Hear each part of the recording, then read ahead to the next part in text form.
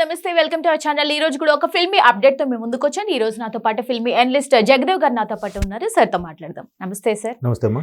Sir, మన Tollywood crazy couple Vijay Devarakonda Rashmika వివాహం అయితే జరిగిపోయింది. ఆ వివాహంలో పంది మాంసంతో చేసే పాండీ కర్రీకి ఒక ప్రత్యేకత ఉందంటూ కూడా వార్తలు వస్తున్నాయి. సో దాని గురించి ఏం చెప్తారు? ఏం చెప్తామమ్మా, అసలు వాళ్ళు పెళ్ళి పెళ్ళి పెళ్ళి పెళ్ళి అని ఇంక వేరే న్యూసే లేనట్టు దాని మీద ఊదర కొడుతున్నారు. మళ్ళీ వాళ్ళ పెళ్లిలో ఆ పాండి మాంసం తింటారు, అదొక పెద్ద న్యూస్, అదొక పెద్ద ఆర్టికల్.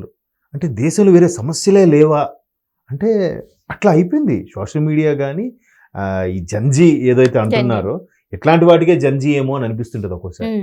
సో ఆ పంది మాంసం అంటే దాని మీద మళ్ళీ ఒక రీసెర్చ్, ఒక అనాలిసిస్. అంటే వాళ్ళు పంది మాంసం తిన్నా గుడ్డు మాంసం తిన్నా అది సెన్సేషన్. అదే లేనివాడు ఎవడని తింటే చీప్ లేబర్ ఫిల్లోస్ అని తిడతారు. వీళ్ళు ఏం చేసినా సెలబ్రిటీస్ కాబట్టి ఏం చేసినా బాగానే ఉంటుందా? దానికంటే ఏదో అంటే ఒక విధంగా ఒక ట్రైబల్ జాతికి చెందిన వ్యక్తులు వాళ్ళు. సో ఆ ఆచారం ప్రకారం ఇప్పటికి అదే ఫాలో అవుతున్నారట. పైగా అప్పుడు ఆ ట్రైబల్ ప్రకారం జనరల్గా ట్రైబల్స్ అంటే గిరిజన ప్రాంతంలో హరిజనులు గిరిజనులే అనుకోవాలేమో, కొండ ప్రాంతంలో అడవి ప్రాంతంలో ఉండే వాళ్ళు. వాళ్ళకి ఆహారం ఏంటి ఉండేది? ఇప్పుడు కదా ట్రాన్స్పోర్ట్ అయిపోయి అందరికి అన్నీ అందుతున్నాయి. వాళ్ళకి ఎక్కువగా జంతువులు వేటాడి తినేవారు.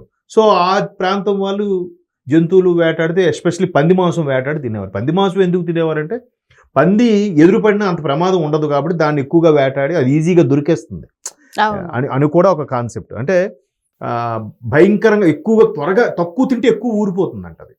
అందుకే చూసారు ఎవరైనా ఎట్రా పందిలో ఊరిపోతున్నాడు అంటారు. అంటే కొంచెం తిన్నా దానికి ఎక్కువగా ఒళ్ళు వచ్చేస్తుంది. సో అది త్వరగా ఎక్కడికి పరిగెట్టలేదు, చేయలేదు. అందుకని దాన్ని వేటాడడానికి కూడా ఈజీ ఆప్షన్ పెట్టుకునేవారు.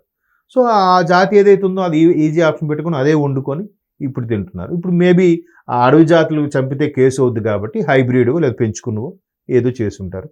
దానికి మళ్ళీ సపరేట్గా మసాలాలంట, అదొక రకమైన పండు జాతితో. అంటే జనరల్గా స్వచ్ఛందంగా ఆర్గానిక్ అయితే మంచి స్మెల్ అన్నీ వస్తాయి, మసాలా నూరితే రుబ్బితే.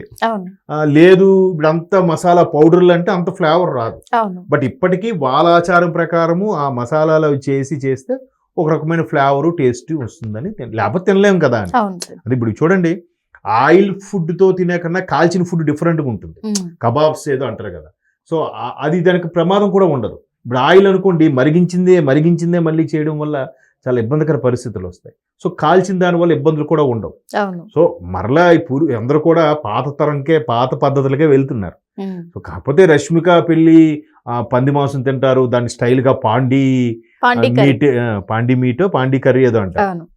దానికి ఒక పెద్ద స్టోరీ, దానికి ఎందుకు ఇలా చేస్తున్నారు, వాళ్ళ ఆచారం ఏంటి, 2 పద్ధతిలో పెళ్లిళ్ళు చేసుకుంటున్నారు. ఉదయం హిందూ సాంప్రదాయం తాళి కట్టాడు, సాయంత్రం ఈ కడువా పద్ధతిలో పెద్దలందరూ ఆశీర్వదించారు, వాళ్ళకి పంతులు ఉండడు, పంది మాంసం తింటేనే ఒకటైనట్టు ఏదో చెప్తారు. ఇది ఎలా ఉందంటే ఏదో కామెడీ సినిమాలో వెటకారంగా చూపించినట్టుగా ఉంది పద్ధతి.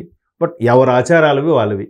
కాకపోతే సెలబ్రిటీల ఆచారాలు కాబట్టి అబ్బా అవునా పంది మాంసం ఏంటో వాళ్ళకి ఏంటో అన్నట్టుగా అందరూ ఫ్యాన్స్ అందరూ హ్యాపీగా ఫీల్ అయిపోతుంటారు. Exactly sir. కామన్ మ్యాన్స్ అయితే అంత ప్రత్యేకంగా ఉండేది కాదు, సెలబ్రిటీస్ కాబట్టి ఆటోమేటిక్ గా సెన్సేషన్, ఏది చేసినా సెన్సేషన్ అని. అవును. Exactly sir. Thank you so much.